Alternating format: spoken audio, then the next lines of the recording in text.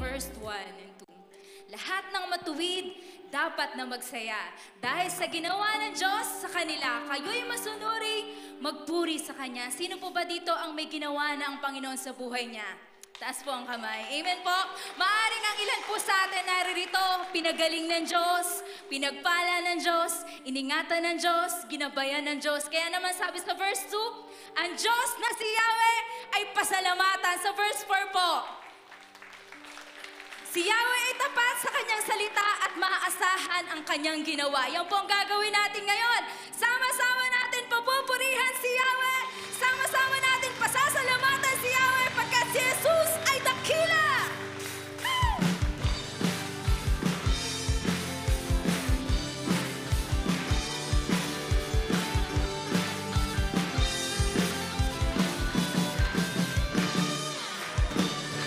O sa'yo'y lumalapit, dala-dala ang awit ng pasasalamat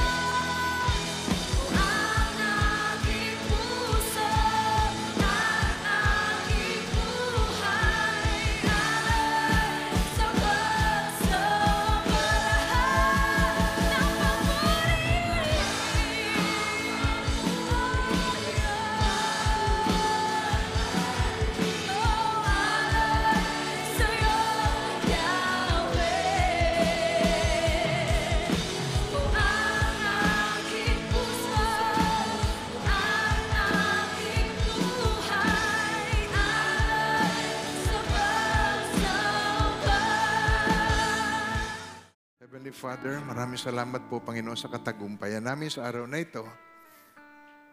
Maraming hadlang, ngunit na pagtagumpayan namin kami nagkasama-sama upang magpuri at sumamba sa iyo. We give you all the praise, Father, and all the glory. In Jesus' name, amen. Amen. Pwede na po kayo makaupo. Lahat po ba kayo ay meron ng outline? Outline. Sinong wala? Pwedeng kumuha na po kayo doon sa labas. Yung wala. Ano po ang title ng ating message ngayong umaga? Sabay-sabay po, basahin natin. Vessel for God's Glory. Yun po ang ating title ng ating message po. Ito po, actually, ay series. Vessel for God's Glory. At ang ating topic sa umagang ito, make me useful in your kingdom. Napakabuti ng Panginoon na binigyan niya tayo ng ganitong title na tayo ay mag-iisip. Tayo po ba ay useful sa kingdom of God? So yun ang mga katanungan sa ating mensahe ngayong umaga. Paano natin masasabi kung tayo ay useful sa kingdom of God? Sa kingdom of God ay merong king. At sa kingdom ay merong dominion, kaya kingdom. Yung dominion ay kaharian. At yung king, yun ang naghahari doon sa domain. Kaya kung walang ako ang hari,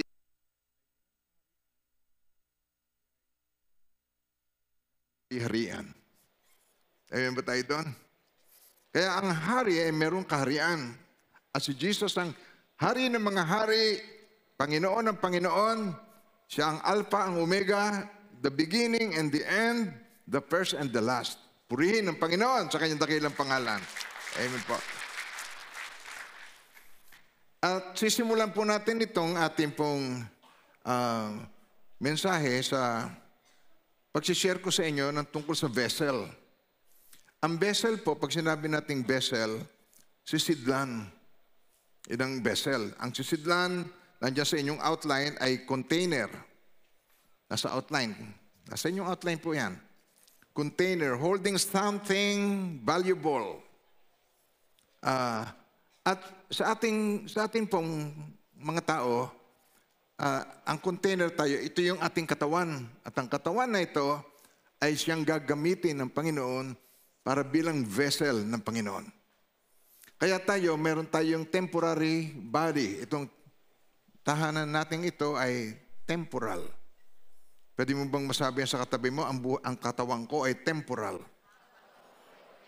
At maigsi lamang. Aminado ba kayo doon? Ang buhay maigsi lamang? Sa kaigsian, saan mo ginagamit? Yun ang ating titingnan. At titingnan natin dito, sinong inaalaw mo na gumamit dito sa ating vessel na ito? Ating katawan.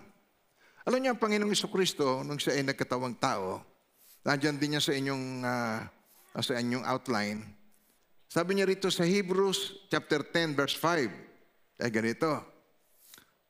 Kaya't pagdating ni Kristo sa sanlibutan ay sinabi niya, hindi mo nais ang alay at handog, ngunit ipinaghanda mo ako ng isang katawan. Ang katawan ay vessel. Amen po. Ang katawan natin, vessel. So ito'y maaaring gamitin ng Diyos, pwedeng gamitin ng dyablo. Depende sa iyong pananaw, sa iyong pagpili. Kaya, yon ay napakahalagang makita natin kung saan natin ginagamit ang ating katawan at sinong inaalaw natin na maghari at gumamit sa ating vessel na katawan lupa. Saglit lamang tayo, alam niyo yung laman ng ating katawan. At pag sinabi natin yung laman loob, may puso yan, may atay, may kidney, at yun na nagkakaroon ng karamdaman sa atin. At nakikita natin yung epekto noon ng salinlahi. Pag tayo ay merong salinlahi na tayo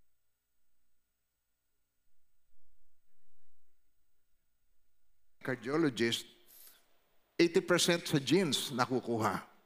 Pag ikaw ay may diabetes, nakapipigure out niyo pa yan? Very likely, ang pinanggalingan mong salinlahi ay may diabetes. So dumadalo yon sa iyong katawan. At ang ating pong behavior, ang pag-uugali, nakuha natin yan sa ating genes. Kung ikaw ay kuripot, kung ikaw ay materialistic, kung ikaw ay lagi mainitin ng ulo, lagi kang dominante, nakikita mo na si lola, si nanay ay may ugaling ganon. At kung babaeng palipat-lipat ng asawa, makikita mo rito na sa saling lahi ay meron silang lahing ganon. Susundan niyo ako doon? Kaya sabi mo sa katabi mo, ingat sa pagpili ng partner. Para hindi sumakit ang iyong kalooban. At higit sa lahat, ang mahalaga po rito, sinong gumagamit sa vessel? Where do we use this body? Amen po. So para maipaliwanag ko pa sa inyo ito sa 1 Thessalonians 5:23, at titingnan po natin dito ang tungkol dito sa ating body. Sabi dito sa 1 Thessalonians 5:23, ganito, may the God of peace himself sanctify you completely and may your whole, ano yun? May your whole, ano yung whole natin? Spirit, soul, and body be preserved blameless at the coming of our Lord and Savior Jesus Christ. So kung titingnan po natin ito, kung titingnan natin ito sa figure, nilikha tayo ng Diyos, kalarawan niya, kaya tayo ay merong spirit. Ang spirit ay hindi natin nakikita. Ang soul ay hindi natin nakikita. Ang spirit, yun ang kumokonek sa God's spirit. Kaya, merong mga tao na ako'y pinatnubayan ng Panginoon sa aking ginawa. Katulad ng aking pag-uwi sa Pilipinas. Ano sabi ng Panginoon? Nangusap siya sa akin nung ako'y naliligo, nagsashower ako, papasok sa trabaho. Dahil ang trabaho ko po na accountant sa Santa Monica ang aming opisina noon, nung trabaho ko. At ang sabi niya sa akin habang nagsashower ako, I'm going to use you. Doon nagsimula ang HTBC. I'm going to use you. Nagulat ako. Pero hindi sa tenga dumaan. Direct. Alam niyo man, di ba, ang tenga ninyo, nagbabibrate yung eardrum, tapos magre-register ito sa utak mo. Tama. Okay. Pero ang Diyos, pwede niyang i-bypass yun at mangusap siya sa iyo directly. At bibigyan kanya ng, ang tawag ay prompting. Pumunta ka sa ganitong lugar, yung makikita mo diyang babae, yan ang magpapautang sa iyo. Alam niyo yung joke yun, ano? Hindi kayo lilid ng Panginoon sa gano'n. Kaya maraming gumagamit ng linyang gano'n. Ako'y nag-pray, nangusap ako, pagkatapos inilalagay ng Panginoon ang mukha mo sa akin. Sabi niya, ipauutangin mo ako. Sabi mo, fake news. Fake news yun. Hindi totoo yun. Hindi kayo lilid ng Panginoon sa mga ganung bagay. Amen po. Pero ang totoo nun, dalawa lamang ang choice mo. Saan nagmula ang tao? Dalawa lang ang choice. Evolution, creation. Isa pa. Pag evolution, nanggaling daw tayo sa nag-evolve ang unggoy. Tingnan nga ang paligid kung may mukhang unggoy. Wala. Okay. Kagaganda, di ba? Sino marito mukhang orangutan? So hindi. So ang choice na lang natin, tayo mula sa Diyos. Ang sabi sa Bible, tayo ay true creation. Kaya ang ginawa ng Diyos, lumikha siya ng tao. Matapos niyang lalangin ang pangangailangan ng tao, sinabi niya, ngayon lalangin natin ng tao. Sabi sa Bible, matapos likain ang lahat ng ito. Ano yung lahat ng ito? Sinabi niya, magkaroon ng liwanag, nagkaroon ng araw. At pagkatapos sinabi niya, magkaroon ng mga ibon sa himpapawid, magkaroon ng mga isda sa karagatan, magkaroon ng mga halamang nagbubutil at namumunga. At pagkatapos likain ang lahat ng ito, sinabi ng Diyos, ngayon lalangin natin ang tao at gagawin natin siyang kalarawan natin. Kaya ang ginawa ng Diyos, kumuha ng alabaw, hinugis ang tao. At hiningahan ang mga butas ng ilong. Yun doon tayo nakakatalo doon sa hiningahan. Sa Hebreo, yun ay ruwak. Ang ruwak ay wind. So ang ibig sabihin ng hiningahan, kung tayo nilikha ng Diyos na kalarawan niya, ang spirit niya in-impart sa tao. Ang ating pagkakaroon ng spirit ay true impartation. Ulitin yung word na yun, impartation. Ang impartation, yung nasa kanya, pinagkaloob niya. Impartation. True impartation. So, nung in-impart niya, ang tao ay naging kalarawan ng Diyos. Holy nature of God, meron tayo. Sabihin niyo yan, holy nature. Holy nature. Ngunit, meron tayong kulang, holy character. Ang character, sapagkat tayo ay merong kaluluwa, ang nasa kaluluwa naman, meron tayong intellect, meron tayong emosyon, at meron tayong free will, kalayaan. Hindi kukunin ng Diyos yan. Hindi niya gagawin na ikaw ay robot. Alas 6 ng hapon, sasambat sa Diyos. Ganyan. Hindi ka gagawin robot. Hindi ka niya pipilitin mag-church. Hindi ka niya pipilitin na sundin mo siya. Hindi ka niya pipilitin na makinig ka sa kanyang salita. Hindi ka niya pipilitin. Pero ipaliliwanag niya sa iyo na meron kang pupuntahan pag hindi ka nakinig sa kanya. Dahil meron pong pangyayari. Kaya ito, yung intellect, emotion at free will, hindi yan alisin ng Diyos. Meron tayong kalayaan at magpakailanman, meron tayong kalayaan. Maging hanggang langit, dala natin yung kalayaan na yon. Malaya tayong ibigin ng Diyos o kasuklaman ng Diyos, sumunod o wag sumunod, malaya tayo. Kaya ang ginawa ng Diyos, inibig niya tayo ng gayon na lamang. Dahil sa pag-ibig na yon, gusto niyang ang puso natin lumambot sa Kanya. Sapagkat ang tao, maraming haka-haka tungkol sa Diyos. Hindi niya kilala ang Diyos. Totoo ba yung sinasabi ko po yan? Hindi mo kilala ang Diyos. Sino nakakita na sa Diyos? Kaya pag tinanong kaya, Diyos ka ng Diyos, nakita mo na ba ang Diyos mo? Pag Diyos ang pinag-usapan, pananampalataya ang kailangan. Sabay-sabay. Pag Diyos ang pinag-usapan natin, we need faith. Because without faith, you cannot please God. Kaya, ang pag-uusapan natin ngayon is about faith, kung paano tayo ay maging useful vessel for the kingdom of God. Yan ang nais ng Diyos na pag-usapan natin. Kung saan natin pagagamit ang ating katawan. Di ba pag nagagalit yung mga babae, yung bruhong yon, ginamit lang ako? Narinig niyo na ba yun? Yung lalaki naman ng niloko, yung bruhang yon, matapos hut-hutin ng pera ko, ginamit lang ako. Sino ang gumagamit? Amen po. Naggagamitan. Kaya, ang nais ng Panginoon, maintindihan natin, make me useful in your kingdom. Ito'y gusto nating maging kahilingan natin kay Lord sa umagang ito. At para mabalikan natin yung figure, dito tayo nagkaroon ng problem nung ang Panginoon gusto niya tayong tulungan para tayo magkaroon ng godly character, yung ugali. Kasi ngayon may free will eh. So ang ginawa niya, nagbigay lang siya ng kaisa-isang utos. Nagbigay siya ng kaisa-isang utos. At sabi niya, lahat ng bungang kahoy sa halamanan pwede mong kainin maliban lang yun nasa gitna. Oras na kanin mo yon, wag mong kakanin. Oras na kanin mo yon, mamamatay ka kapag kumain ka na yon. Yun ang bunong kahoy, tree of knowledge na nasa gitna. Dalawa yon. Isang tree of life, ang isa tree of knowledge. Ulitin niyo yon. Tree of life, tsaka tree of knowledge. So yung tree of knowledge, forbidden fruit. Huwag mong kakainin yon. So pagka ginawa ng tao yon, unti-unti na siyang natuturuan na sumunod sa Diyos. Meron po bang tayong naririto na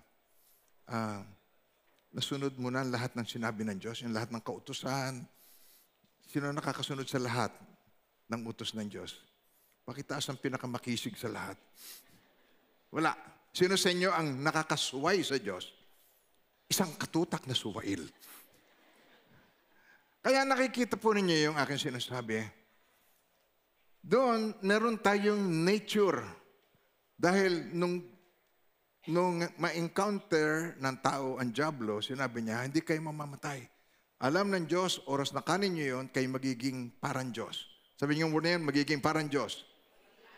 Eto na. Pag ang tao yumaman, pag ang tao nagkaroon ng posisyon, pag ang tao nagkaroon ng kapangyarihan, kung umasta ay parang Diyos. Susundan niyo po ako. Pag ang tao mataas ang pinag-aralan, umaasta parang Diyos. Kaya yon, lumang tugtugin na yon, lumang kasalanan sa Genesis pa yon.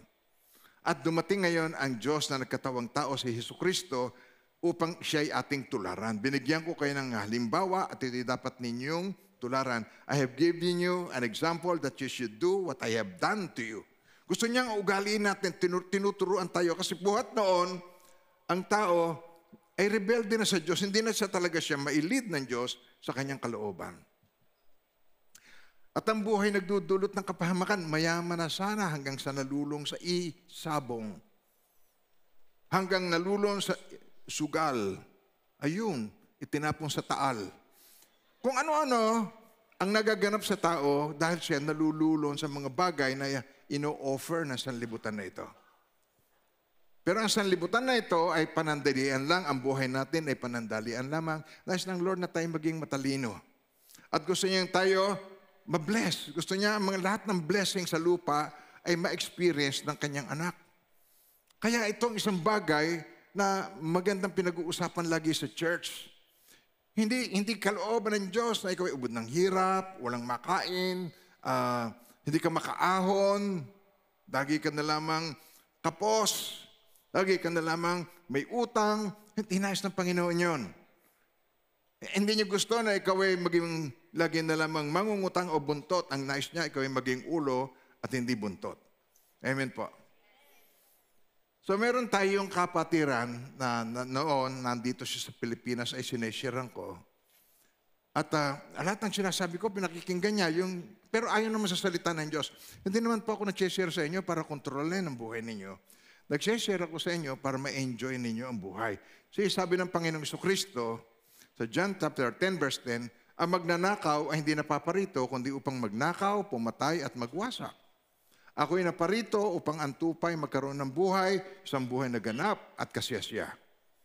So anong nais ng Panginoon sa atin? Buhay na ganap at kasiyasiyang buhay. Kaya kung hindi kasiyasiya ang buhay, you are sickly, ikaw ay may karamdaman, ikaw ay laging may utang, laging magulo ang pamilya, nag-aaway si Naisa, naririndi ka na sa awayan nila, nagbumuran. Ayaw ng Lord na ganon. Kaya, alam nyo, hindi pa huli ang lahat. Pwede naman tayo magbago. Amen po? Pwede pa tayong magbago even right now.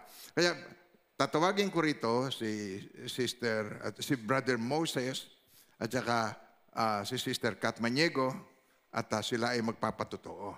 Nandito ba sila ngayong umaga? Oh. Okay. Ito na. At siya ay magpapatotoo kung ano siya nagsimula, kung ano siya sa naik, kung siya nakatira. Sige po, makit na po kayo rito, bigyan niyo siya ng mic. Magpapatotoo lang siya sa goodness of God. Siya ay nagpagamit kay Lord. Okay. At dito ako magsisimula matapos siyang magpatotoo. Good morning po. Okay, go ahead. It was 18 years ago when I became a mom at the young age of 20, while my husband was at his 30s. Tagalogin mo kaya, Sister Kat? Pilipino kami eh. Tagalog po ito. Okay. 3 months after giving birth to our first daughter, I had to work as a nurse to support our family. At habang ako ay nagtatrabaho bilang isang nurse, ang aking asawa naman ay namamasada ng tricycle. Sadyang napakahirap ng pasimula ng aming buhay mag-asawa at maraming pagkakataon na kami ay nagtatalo dahil sa iba't ibang pangangailangan na hindi namin mapunuan para sa aming anak. Ang aming mga magulang at kapatid ang nakaalalay sa amin sa tuwing kami ay magigipit at walang matirahan. Naranasan naming walang maipangbili ng diaper at gatas ng aming anak at mangutang sa kung sino-sino at magpalipat-lipat ng bahay dahil nahihirapan kaming makabayad ng upa. Minsan ay nasabi ko sa aking sarili na siguro ay nakalimutan na ako ng Diyos. Kung kaya't ang aming buhay ay puno ng paghihirap at suliranin. Until Jesus revealed Himself to me in 2011. Hindi naging madali ang pagsunod ko sa Diyos dahil ang aking asawa ay hindi pareho ng aking paniniwala. Sa tuwing ako ay pupunta sa HTBC upang sumamba o mag-attend ng Bible study, ito ay aming pinag-aawayan. Pero parati ko pa rin iniisip ang sinabi noon ni Pastor Jesse sa isa sa kanyang mga preachings. Ang sabi niya, you have to make a stand on your faith. Kaya naman pinagpatuloy ko ang aking pagkilala sa Panginoong Jesus hanggang sa araw na sumama na rin sa akin ang aking asawa kasama ang aming anak sa isa sa mga Sunday church service. Napakasaya ko nung araw na iyon at pakiramdam ko ay dininig na ng Diyos ang aking panalangin. Pero hindi pa rin natatapos ang kaaway sa aming buhay. Dahil sa tuwing matatapos ang Sunday service, ay pupunta naman ang aking asawa sa sabungan. Dahil ito ang kanyang nakagawian. Parati namin itong pinag-aawayan kasabay ng lumalaking pangangailangan ng aming pamilya sapagkat pinagkalooban na rin kami ng Diyos ng aming pangalawang anak. Isang araw habang iniiyak ko sa Diyos ang aking mga dalahi, naalala ko na naman ang sinabi ni Pastor Jesse. Sabi niya, ang mga sumusunod sa Diyos ay hindi buntot kung hindi ulo. At ang sabi ko sa Diyos, sa isa sa aking mga panalangin, Lord, paano pong mangyayari sa aming buhay ang salita mong ito? Paano po kami magiging ulo at hindi buntot sa aming kalagayan na ito sa aming buhay? Ako ay isang nurse na maliit lamang ang kinikita, habang ang aking asawa naman ay namamasada lamang ng tricycle at may bisyo pa. Wala kaming sariling bahay, kami ay pinapatira lamang ng libre ng kapatid ng aking asawa at sakto lamang ang aming kinikita, madalas ay kulang pa. Paano mo ito gagawin sa aming buhay, Lord? Sa kabila ng tanong kong iyon ay tila imposible sa aking paningin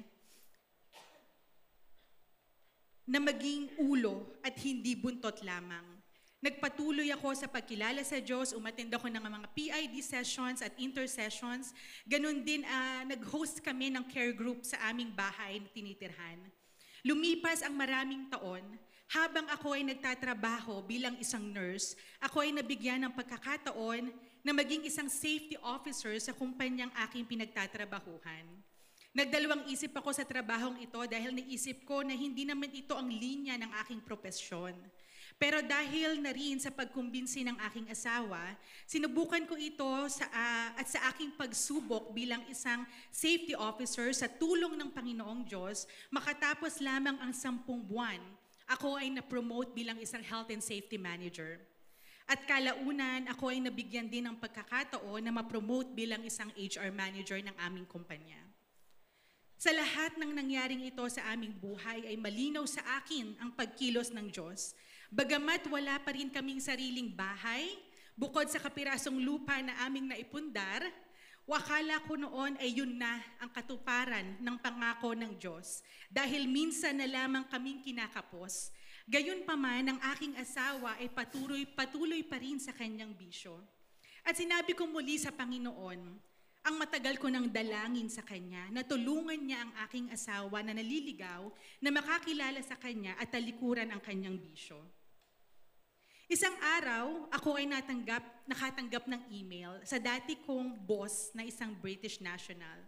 Inalok niya akong mag-apply bilang isang quality health and safety manager sa isa sa mga factory ng aming multinational company sa Europe sa bansang Sweden.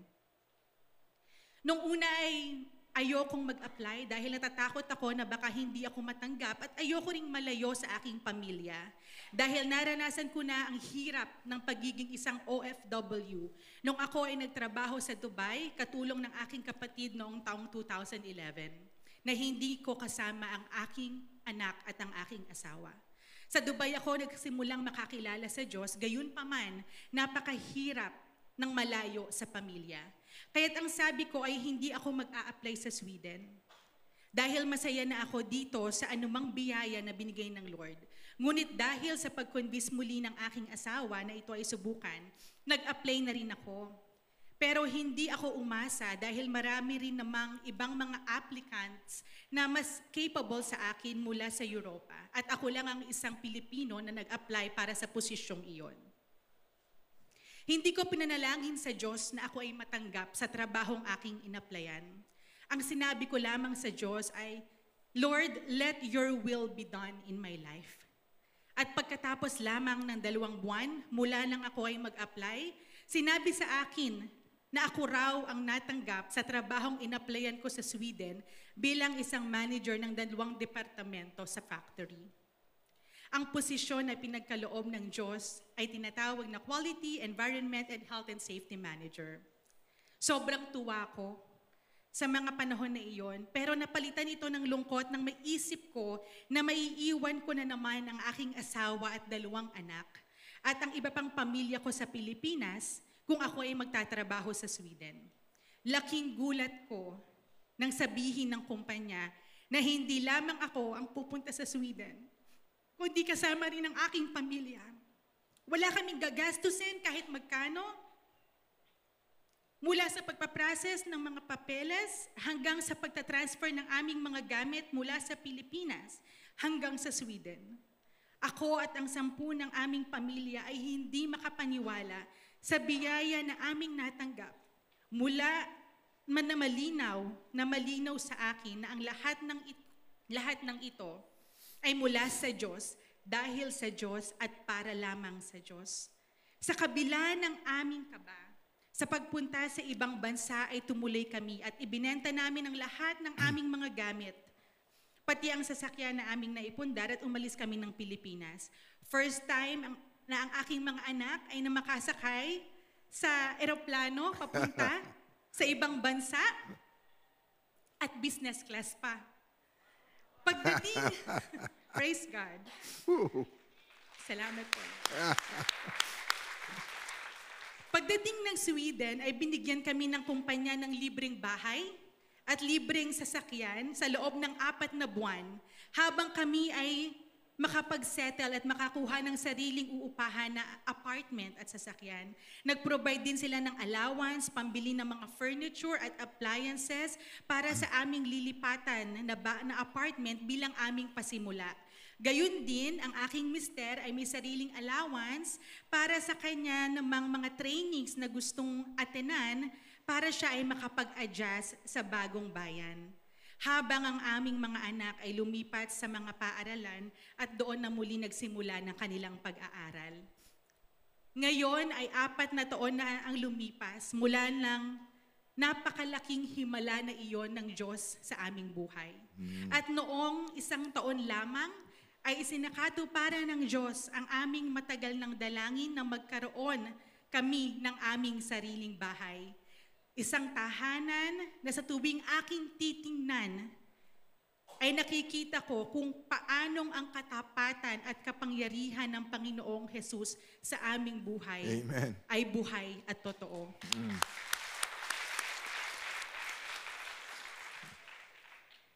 Ang aming tahanan ay pinagkaloob ng Diyos sa Sweden at ang aming bunsong anak ay masayang nag-aaral sa school po doon. Ang aming panganay na anak naman ay mayroon na ring sariling part-time job habang siya po ay nag-aaral at habang ang aking asawa naman po ay nag-aaral ng Swedish language habang pumapasok sa mga on-the-job trainings kung saan siya ay nakakatanggap din ng kanyang sariling allowance mula sa gobyerno. At higit sa lahat, siya ay malaya na sa bisyo ng sugal at sabong.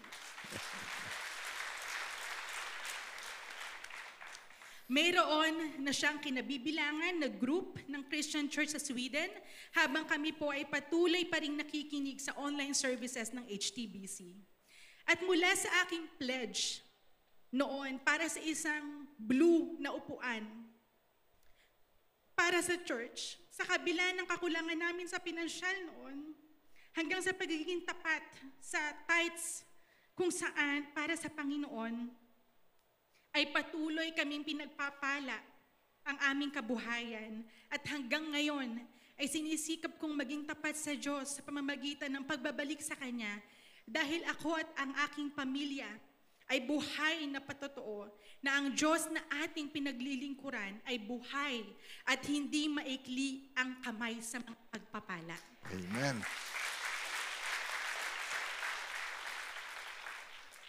Ang aming mga anak ay marunong na ring maging tapat sa kanilang tithes habang ang aking asawa na noon ay nagagalit tuwing makikita niya na ako ay nagkakaloob ng tithes para sa Lord.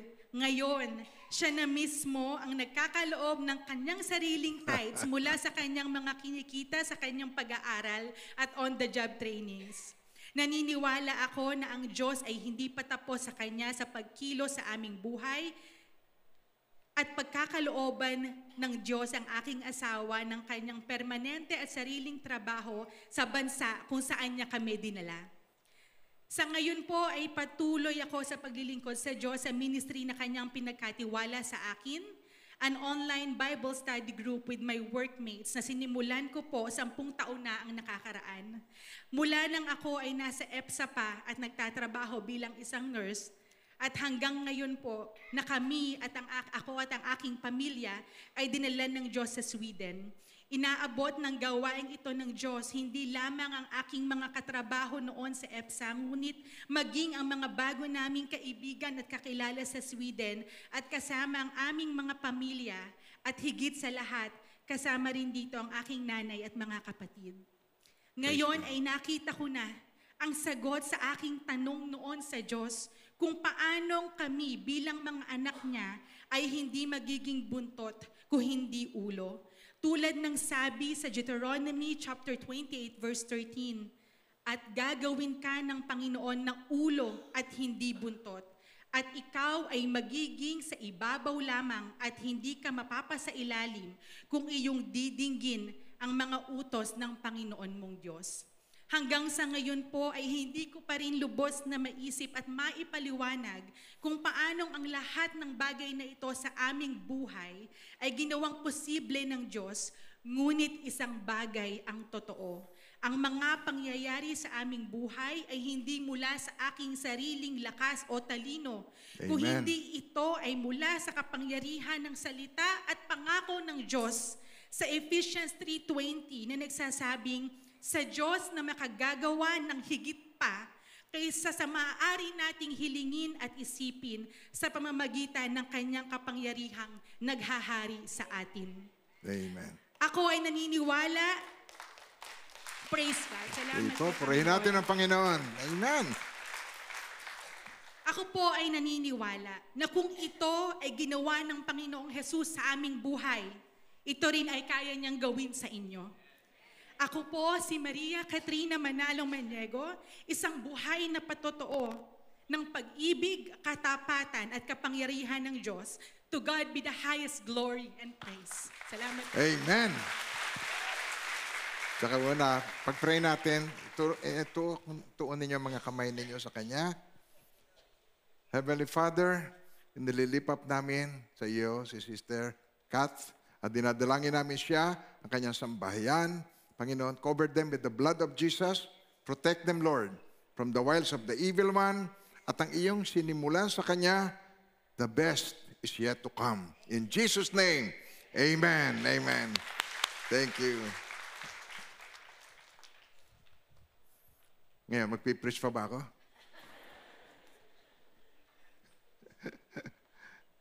Sinabi na niyan lahat. Mga minamahal ng Panginoon, ang ginagawa po natin, ang church ay hindi simbahan. Kaya tigilan na ninyong kasisimba. Amen po. Ito'y sambahan. Ang sambahan, ang buhay mo, inaalay mo sa Diyos. You offer your life to God. You don't come to God empty-handed. Tulad ng sinasabi ko sa inyo kanina, okay, yung spirit, soul, and body, alam niyo kung paano ang pananampalataya ni Sister Kat na naririto kanina? Siya ay abnormal. Alam niyo? Alam niyo ba ang kaibahan ng abnormal tsaka yung normal? Ang normal, nananangan sa kanyang sarili. Ang abnormal, nananalig sa hindi pa nangyayari. At nagtitiwala sa pangako ng Diyos. At ang mga abnormal ay yung may pananampalataya na yun ang nais ng Diyos, yun ang inihintay ng Lord sa atin upang tayo i-bless niya. I mean po, it's not all about blessing anyway. It is about being part of the kingdom. Maging bahagi tayo ng kaharian ng Diyos na maibahagi natin. Yun ang ginagawa niya. Panay ang share niya ng tungkol sa kabutihan ng Diyos sa lahat ng makausap niya. Ang lugar na kinalalagyan nila, a European country and Sweden, Hindi nila kilala si Jesus doon. Kaya yung mga kausap niya doon na pagkababait ng mga tao, pag sinabi niya si Jesus, natatawa sa kanya. They don't know Jesus. Kaya doon siya dinala ng Panginoon. Dahil ang kanyang pagiging abnormal, makikita ng mga tao kung papaanong ang katulad niya, ang tingin nila ay abnormal, sa natural na abnormal, na hindi katulad ng alam natin na ang abnormal ay above normal.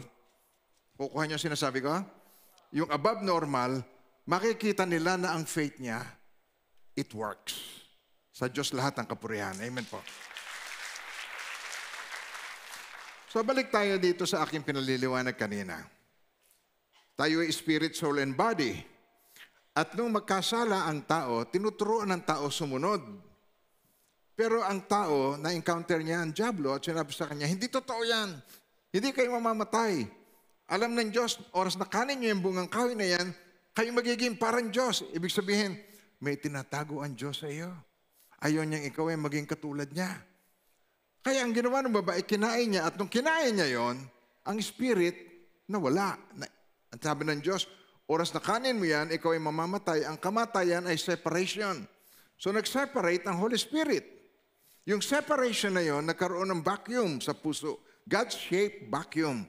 Kaya mga tao saan mang mundo, panig ng mundo, naghahanap ng sasambahin. Tayo po ay nilikha ng Diyos. Tayo po ay nilikha ng Diyos para sumamba. Yun ang kauna-unahan. Nilikha niya tayo para sumamba at magkaroon ng fellowship sa Kanya. Pero dahil sa humiwalay na, nagkaroon ng God-shaped vacuum ang puso, pinipilit lagyan ng tao ng substitute. Ulitin yung word na yun, substitute. Kahit anong ilagay niya. Hindi siya masatisfy, hindi maging fruitful, hindi maging fulfilled. Kulang. Empty. Ang kailangan niya, maibalik sa kanya ang spirit. At mababalik lamang niya, tinan niyo po, sa 1 Thessalonians 5:23, ulitin natin ito, tinan niyo po. Now may the God of peace, kayo naman magbasa, and may the God of peace sanctify you completely, and may your whole spirit, soul, and body be preserved blameless at the coming of our Lord and Savior Jesus Christ. To Him be the glory. Amen. Amen po. Si Jesus, ang umako ng kasalanan, tayo ginawa niya tayong karapat-dapat para mapabalik sa atin ang Holy Spirit. Kaya ang kailangan natin, manalig tayo sa ginawa ng God. Ang tao nananangan sa kanyang sarili. Ang tao na nagtitiwala sa kanyang palagay. Ang tao opinionated. Pero ang hinahanap lang ng Panginoon sa atin ay humility, kababaang loob. I cannot make it without you, God. Hindi ko kaya ito kung wala ka. Yun ang hinahanap ng Diyos sa atin. Kaya yung humility, yun ang first step para mabalik sa atin ang Holy Spirit. Amen po. Bakit ganon? Sabi sa James 2:26, for us the body without the Spirit is dead. So faith without works is dead also. Ang taong wala sa kanyang Espiritu ng Diyos, wala, sabi niya, sapagat paanong ang katawan ay walang espiritu, ay patay, gayon din naman ang pananampalataya na wala ka nakikita sa Kanya, walang gawa, ay patay. Yun ang hinahanap ng Diyos sa atin, mga minamahal ng Panginoon. Si Jesus na nagkatawang tao, sabi niya, sa John 6:63, sabi niya, it is Spirit who gives life. The flesh profits nothing. Ulitin ko yun, tinan niyo po. Saan pupunta yung iyong laman? Ang katawang ito, saan pupunta? Hindi, usapang tao lang. Usapang tao. Saan pupunta ito? Sa sentimeryo. Mabubulok lang, iiwan mo ito, katawang panlupa. Sabi nyo ngayon, katawang panlupa, ini. Ini, katawang panlupa. It will not go to heaven. Sabi sa 1 Corinthians 50, itong ibig kong sabihin, mga kapatid, okay, ang binubuo daw ng laman at dugo, tinan niyo pa, itong flesh. Itong ibig kong sabihin, mga kapatid, ang binubuo ng laman at dugo, hindi makakaroon ng bahagi sa kaharian ng Diyos. Ang katawang panlupa ay di magmamana ng buhay na walang hanggan. So hanggang, it profits nothing ang ating katawan. Amen po. Nag-agree ba kayo doon? Hindi, mahina eh. Hindi kayo kumbinsido eh. Sa iksi ng buhay, Puro sikap. Pagkatapos, eto na.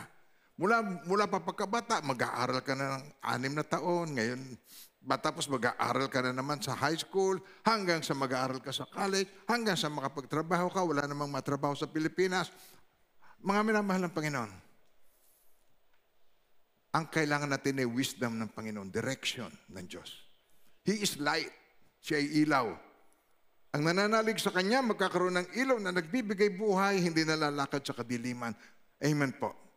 Ang kailangan natin ay maliwanagan tayo. Kaya, ang Panginoong Kristo, nung nagkatawang tao, sabi niya, ako ang daan, ang katotohanan, at ang buhay. Walang makapupunta sa Ama, kundi sa pamamagitan ko. Oh, sabay-sabay po. Ako ang daan, sabay-sabay. At ang buhay, walang makapupunta. So, may iwan ka lamang dito. Iiwan mo lang yung katawang mo yan. Ano nangyari sa pera mo sa bangko? Ano nangyari sa mga properties mo? Ano nangyari dun sa mga lupa mo, sa mga title ng lupa mo, sa iPhone mo, sa ginto mo, sa pendant mo na kasinlaki ng planggana? Ano mangyayari lahat doon? May iwan mo lahat. Kasama ng iyong katawan. Kaya mga minamahal ng Panginoon, sabi sa John 14:26, sabi niya ay ganito, ngunit ang patnubay, ang banal na Espiritu na susuguin ng Ama sa aking pangalan. Tinan niyo yun, ang patnubay ay Espiritu Santo. Sabay-sabay, ngunit ang patnubay, ang banal na Espiritu na susuguin ng Ama sa pangalan, kung anong gagawin niya? Siya magtuturo ng lahat ng bagay at siya magpapaalala ng lahat ng sinalita ko sa inyo. Lahat ng sinabi ko, siya ang papaalalahanan niya tayo. Papaalalahan niya tayo pag meron kang maling relasyon. Tagal ka ng church, tapos ay mo naman baguhin mo yung unholy relationship mo. Kaya mga minamahal ng Panginoon, yun ang ibig kong sabihin. Kaya, ito, mula pa noon, pinapanalangin niya ang kanyang asawa, at tapos nabigyan siya ng offer, nanalangin siya. Kaya nag-uusap kami, noong isang araw, na-born again ako.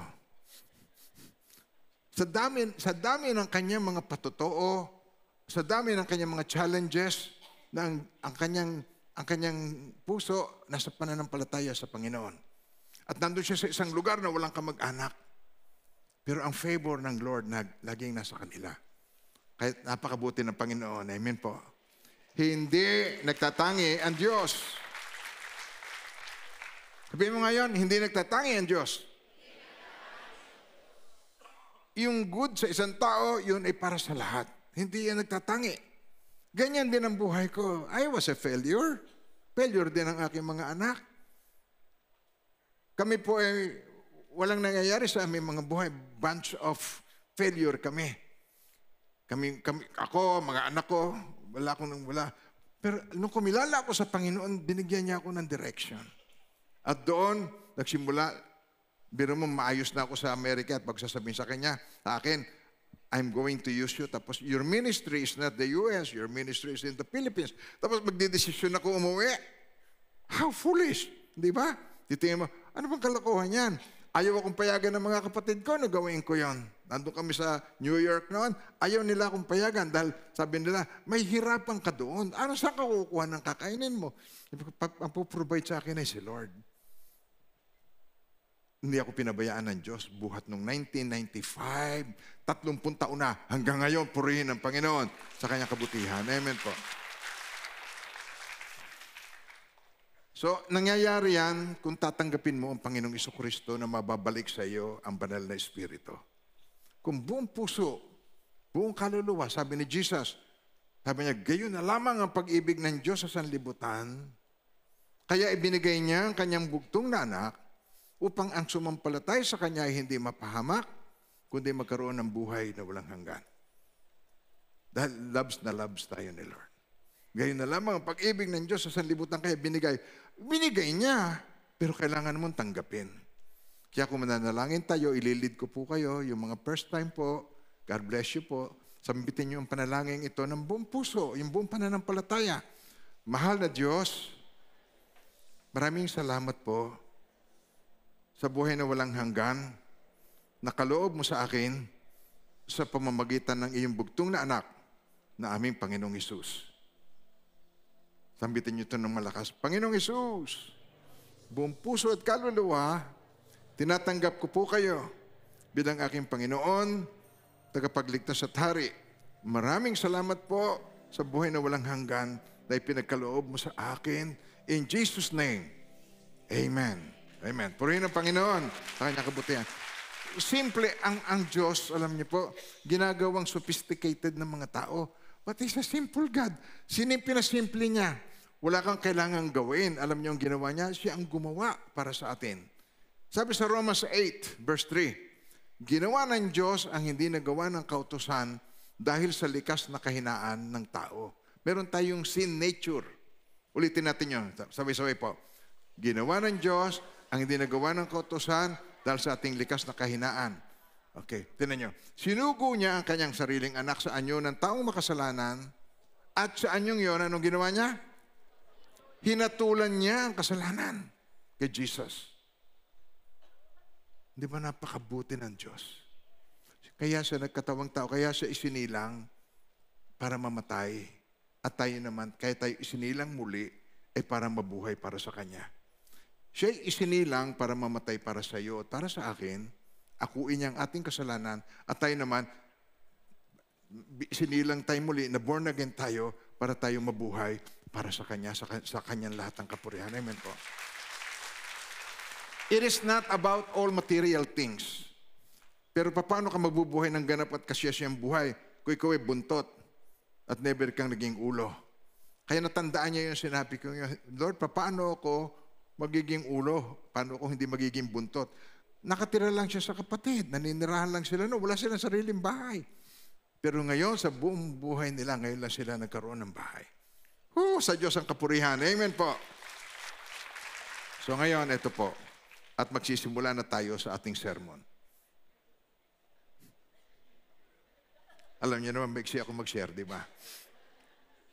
Listen to this. Sa 2 Timothy chapter 2, verse 20, nasa inyong outline. Tingnan niyo po. Tingnan niyo yan. Alam niyo kung bakit mahaba akong mag-sermon? Sabihin mo sa katabi mo, gawa mo.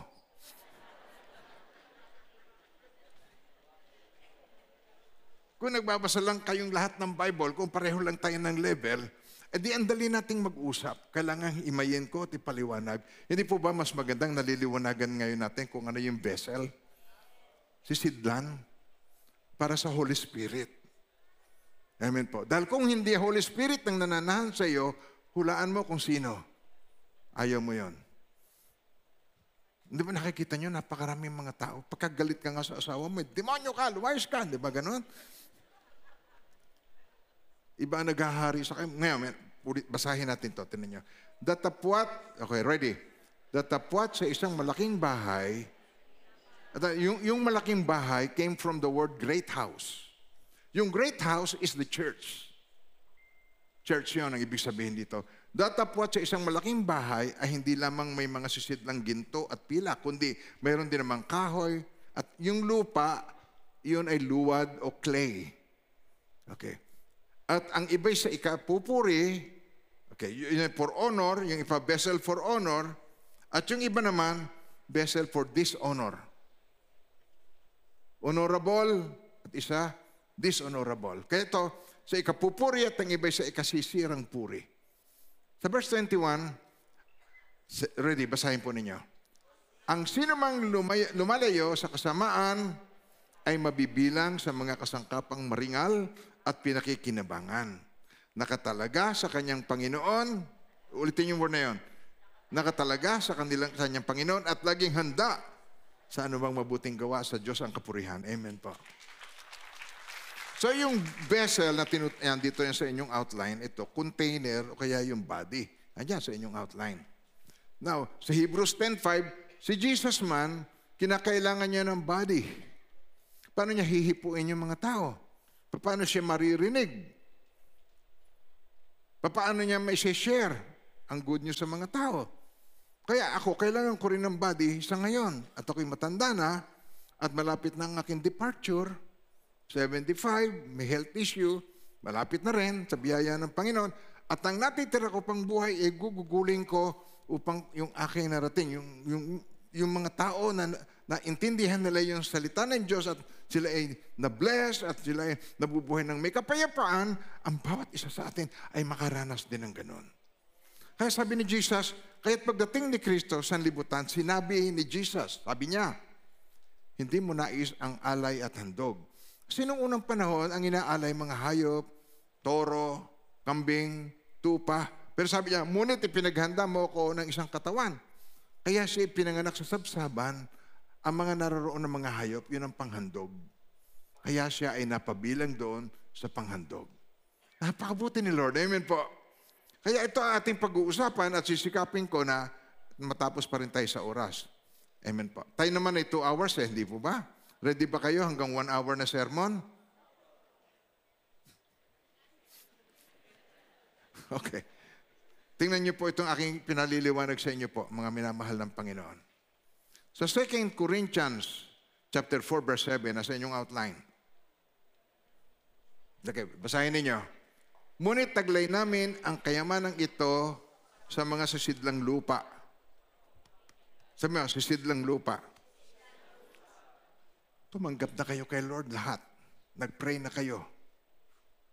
As many as receive Him, to them He gave the right to become children of God. Lahat ng tumanggap at nanalig sa Kanya, kay Jesus, pinagkalooban ng karapatan maging anak ng Diyos. Galatians 4:6, upang patunayang anak, pinagkalooban tayo ng Espiritu ng anak upang makatawag tayo sa Kanya, Ama, Ama ko. So ang Spirit, nasa bawat isa na sa atin. At yung Spirit na nasa atin, yun ang Spirit na nag-raise up kay Jesus. Siya namatay, tapos nabuhay na maguli. Yung ding same Spirit na nasa Kanya, yun ang ipinagkaloob sa atin. Hindi po ba napakabuti ni Lord? Kung iisipin mo, sino ako para ang Spirit manahan sa akin? At nakita ninyo ang patotoo na nagtitiwala na ang Holy Spirit ay kasama niya. Malakas ang loob niya. At pinagpe-pray niya lagi ang kanyang bawat step na ginagawa. Kaya sabi rito po, but we have this treasure in earthen vessels. This is earthen vessels. That the excellence of the power may be of God and not of us. Alam mo kung bakit nakaka-experience ang mananampalataya ng mga failure, ng mga kabiguan, ng mga kahihiyan? Alam niyo kung bakit po? Nananangan ka sa sarili mo. Hindi ko na gagawin to. Hindi na ako manunood ng pornography. Hindi na ako gaganito at gaganon. Alam niyo, nananangan ka sa sarili mo, kaya hindi mo magawa. Pero sabi ng Panginoon, not by might nor by power, but by my Spirit. Hindi sa pamagitan ng lakas o kapangyarihan, kundi sa pamagitan ng Espiritu ko lamang. Again, pinag-usapan na naman natin ang Espiritu Santo. Anong kailangan natin pag pinag-usapan ng Diyos? Faith. Kasi kung wala kang faith, it will not work for you. Kung hanggang ngayon religious ka pa rin, it will not work for you. Kaya kailangan natin yung relationship na yon po, mga minamahal ng Panginoon. Si Apostle Paul ay napaka-religious na tao. Si Apostle Paul. At pagkatapos nung siya papunta sa Damascus, na-encounter niya ang Spirit ni Jesus. Nung time na yon, pinako na si Jesus sa cross at nabuhay na maguli. At papunta siya sa Damascus para hulihin niya lahat ng Christians na doon at parurusahan o papatayin. Along the way, na-encounter niya si Lord. At pagkatapos, merong kumislap na maliwanag sapagkat si Jesus ay ilaw, literally, nandun yung liwanag at nabulag siya. At nandun siya sa lugar na tinitirhan ni Ananias. At ngayon, ito po yun. Ito. Doon sa lugar na yon, sinabi sa kanya ng Panginoon, ito, inutusan itong si Ananias, sabi niya, pumunta ka sapagkat siya isang kasangkapang pinili ko. Sabi niya, paano kung pupuntahan si Paul, si Saul yun Saul of Tarsus, paano kung siya pupuntahan siyang umaatak sa mga Christians? Sabi niya, pumunta ka sapagkat siya isang kasangkapang pinili ko. Vessel, kasangkapang pinili ko. Sabay-sabay. Kaya ako umuwi rito. Kasangkapang pinili. Okay, now, upang dalhin ang aking pangalan sa harapan ng mga hintil at mga hari at ng mga anak ng Israel. Kaya mga mahal ng Panginoon, But the vessel to, sa English po, para maintindihan po ninyo in English. But the Lord said to him, go, for he is a chosen vessel. Ulitin niyo yung word na yun. He is a chosen vessel of mine to bear my name before the Gentiles, kings, and the children of Israel. Mga minamahal ng Panginoon, may purpose ang God sa bawat isa sa atin. May purpose si Lord kung bakit ka naririto. At hindi lang yon, malapit na siyang bumalik. Nangangailangan tayo na ma-level up ang ating faith. Sapagkat pag anytime na magsimula yung digmaan, mga minamahal ng Panginoon, wala na po tayong magagawa kundi tayo magtiwala ay sa Diyos. At kung ang pananampalataya mo sa Diyos ay napakababaw, puro takot ang mararamdaman mo sa iyong puso. Hindi mo maharap ang mga bagay nang ikaw ay may lakas loob. Katulad ng ipinapatotoo na Sister Kat kanina, nakita ninyo, may lakas ng loob. At pati yung kanyang asawa, inililid siya na siya ay magkaroon ng lakas ng loob na parang tunay na si Moses. Si Moses ang asawa niya, ang pangalan. Ngayon, mga minamahal ng Panginoon, God is choosing and using vessel for His own purposes. Kaya ito po, ang pinag-uusapan natin ngayon. Ang vessel na ito ay ang ating katawan na gustong manahan ng Holy Spirit sa atin upang siya makagalaw, makakilos at makapangusap sa pamamagitan natin. Ngayon ang Diyos nangungusap po sa pamamagitan ko. Sinasabi niya, at alam niyo, hindi ko to idea. Ito hindi ko principle. This is godly principle ang isinashare ko po sa inyo. Ako'y instrument lamang ng Panginoon. Amen po? So itong vessels na ito, pwedeng maging vessel for dishonor o pwedeng maging vessel for honor. So Ephesians chapter 2 verse 1 to 3. Okay, basahin po natin. Okay. Sige po, read. Kayo nooy, ready? Kayo nooy mga patay sa inyong pagsalangsang at mga kasalanan. O mga minamahal ng Panginoon, nung tanggapin niyo si Jesus, pinagkalooban kayo ng Espiritu Santo, meron na tayong buhay. Sabi po doon sa 1 John chapter 5 verse 12, ang pinananahanan ng anak ng Diyos ay may buhay na walang hanggan, ngunit wala nito ang hindi pinananahanan ng anak ng Diyos. Ulitin niyo yan.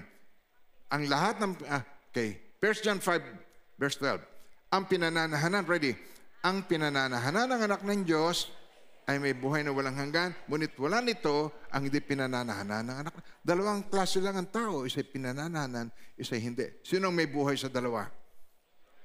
Yung pinananahanan. Nung tanggapin niyo siya, hindi nagtatangi ang Diyos kahit ano pang kasalanan na nagawa mo. Hindi siya naparito para sa banal. Naparito siya para sa mga makasalanan. Sino po ang makasalanan? Pakitaas ang kamay. Siya naparito para sa iyo at para sa akin. At matapos niya tayong pagkalooban ng kanyang espiritu, hindi niya gustong tayo nagpapatuloy sa kasalanan. Don't waste your life. Amen po?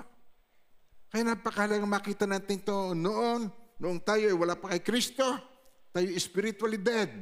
Pwede, ngayon, nung tinanggap natin siya, pinagkalooban tayo ng buhay na walang hanggan. Sabi rito, kayo no'y mga patay sa inyong mga pagsalansang at mga kasalanan na dati ninyong nilakaran ayon sa lakad ng sanlibutan ito. Kung ano yung ginagawa ng iba, nagli-live-in yung iba, nagsasama yung mga hindi mag-asawa, ganon din ang ginagawa ng lahat ng tao. At pag ginawa yun ng mananampalataya, nalulungkot ang Diyos sa iyo. Sinasayang mo ang iyong pagkakataon na ikaw ay magamit ng Diyos.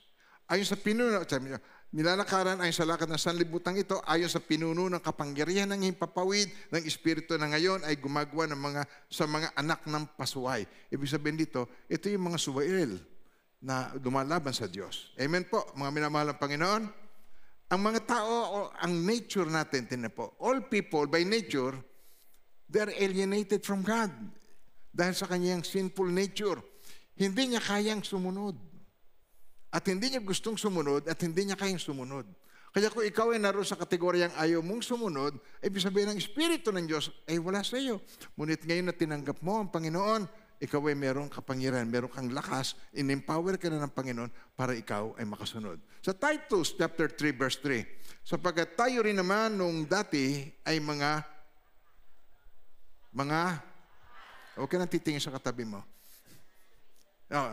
Sapagkat tayo rin naman noong dati ay mga hangal, mga suwail, mga nalinlang, mga Alipin ang sarisaring pagnanasa at kalayawan na namumuhay sa kasamaan at inggit. Mga kasuklam-suklam at napupuot sa isa't isa. Palagi na lang may inggit, merong jealousy, lagi na lamang tayo nag-chismis, lagi na lamang tayo. Kaya alam nyo, kaya mahilig mag-FB. Ayun, kumain sila doon, sana all. Kaya tayo, gustong-gusto natin yung mga bagay na tayo ay nachichismis natin yung iba, yung pinanunood natin yung ginagawa ng iba. For we ourselves were also once foolish, disobedient, deceived, serving various lusts and pleasures, living in malice and envy, hateful, and hating one another. Ang lahat ng yon, bunga ng ang Espiritu ng Diyos ay wala sa Kanya. Amen po. So tayo, na-stuck tayo doon sa cycle na yon ng self-destructive and na sinasaktan lang natin ang ating mga sarili sa ating mga desisyon at mga pagnanasa at kalayawan. So, sundan niyo ako, mga minamahal ng Panginoon. Nalalagay mo lang sa kahihiyan ang pangalan ng Panginoon. At yun ay ayaw ng Panginoon na magpatuloy ka ron. Why? Why become God's vessel? Nasa inyong outline. Why become God's vessel? Ito po, we were bought at a price. Binili tayo ng Panginoong Jesucristo sa malaking halaga. Sa 1 Corinthians 6:20, binili niya kayo ng malaking halaga, kaya gamitin ninyo ang inyong katawan upang maparangalan ang Diyos. Huwag mong gamitin ang iyong katawan sa pagmamalaki. Amen po. Ipagmamalaki mo, pag may hubog ang katawan mo, magbibikini ka sa Boracay. Ay papakita mo yan doon sa mga malalaki ang tiyan. Ako merong abs, ikay wala. Amen po. Ang katawan, sabi niya, binili kayo sa malaking halaga, gamitin niyo inyong katawan upang ano? Maparangalan natin ang Diyos. Amen po. To glorify God. Kaya tayo ay tumanggap ng kagandahang loob ng Diyos, kaya dapat natin gamitin ito sa kapurihan ng Panginoon. Sa Ephesians chapter 2, verse 8 to 9. Nasa inyong outline. Tingnan niyo po. Dahil sa kagandahang loob ng Diyos, yung pong, ulitin yung word, kagandahang loob ng Diyos. Sa English yun, for by grace. Grace. For by grace, you've been saved through faith. By grace. Sabi niyo, grace. Walang Tagalog yung grace. Kaya ginawa na lang pangalan ng mga babae yan, si Grace. Dahil walang Tagalog. Kaya ang ginawa, kagandahang loob ng Diyos. Dahil maganda ang kalooban ng Diyos. Dahil sa kagandahang loob ng Diyos, sa grace, because of the grace of God, ay naligtas kayo sa pamamagitan ng inyong pananalig kay Kristo. At ang kaligtasan ito'y kaloob ng Diyos, hindi mula sa inyo. Hindi ito dahil sa inyong mga gawa, kahit walang dapat ipagmalaki ang sino man. It is not your work, it is not your doing, hindi sa ginawa ko. Kapag may nagtatanong, Pastor, yung mga ginawa nyo, yung mga pagsisikap nyo, yung pagmimisyon nyo, kaya't kayo may malaking church. No, it is not about me. It is about God who called me. It is about God who created me. Hindi ko nilikha ang buhay ko. Sabi mo sa katabi mo, hindi ko nilikha ang buhay ko. Aminin mo yan, hindi ko nilikha ang buhay ko. Kaya ang buhay ko hindi tungkol sa akin, ang buhay ko ay tungkol sa Kanya na lumikha sa akin. Maliwanag po ba yan? Kahit anong gawin mo, angkinin mo man, gawin mo man ang gusto mong gawin, ipinapahamak mo lang ang sarili mo sapagkat hindi mo kinikilala na ang buhay mo ay hindi tungkol sa iyo, ang buhay mo ay tungkol sa Kanya na lumikha sa iyo at gusto Kanyang patnubayan para ilid Kanya sa Kanyang kalooban. Ang perfect will niya sa iyo ay iyong maranasan. Amen po. So, ito po ang nais ng Panginoon. Ayaw niyang ignorin mo ang Kanyang sacrifice na ginawa sa cross. Ginawa ba niya yun sa cross para lang ikaw ay patawarin sa kasalanan at pagkatapos magpatuloy ka na uli sa iyong kasalanan? Ang tawag doon ay hangal. That is foolish. Matapos kang pagkalooban ng Kanyang Espiritu, pagkatapos mong maranasan ang pakikipag-isa sa Espiritu ng Diyos. Tinan niyo po. Saan mo ginugugol ang time mo? Saan mo wina-waste ang iyong time? Game. Online game. Napakaraming napapahamak doon sa online gambling. Natatandaan niyo yung pinrich ni Pastor Jen nung ilang linggo na nakakaraan? ang time na uubos, lagi na lamang nakatungo. Si batok. Ang nakikita mo lagi ay batok.